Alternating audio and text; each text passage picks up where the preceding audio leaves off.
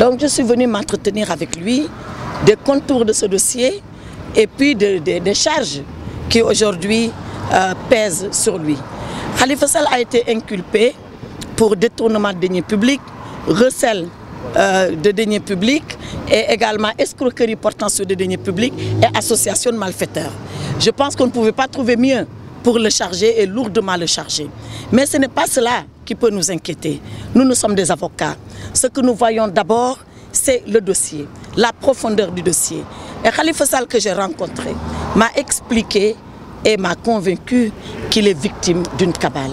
On cherche à le salir, on cherche à atteindre sa moralité, on cherche surtout en tant qu'homme politique à faire qu'il s'affaisse. Mais je peux vous dire que j'ai rencontré un homme courageux, j'ai rencontré un homme déterminé avec lequel j'ai eu un entretien sur l'aspect technique même du dossier, sur le plan technique.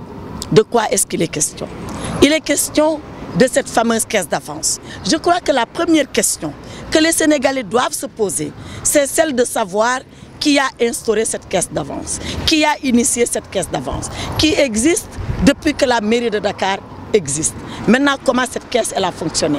Cette caisse elle a fonctionné comme alimentant des fonds politiques.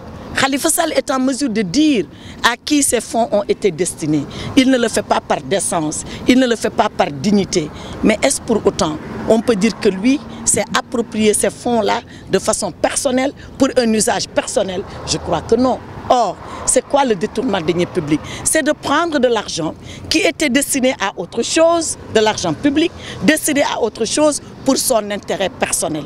Le jour où le procureur de la République démontrera, après un réquisitoire oral et public, que Khalifa Sall s'est personnellement approprié de ces fonds-là, à ce moment-là, on pourra parler de détournement. Or, ce n'est pas le cas. Je crois que les choses sont simples et nous arriverons à démontrer que Khalifa Sall n'a absolument rien fait, qu'il ne mérite pas d'être en détention.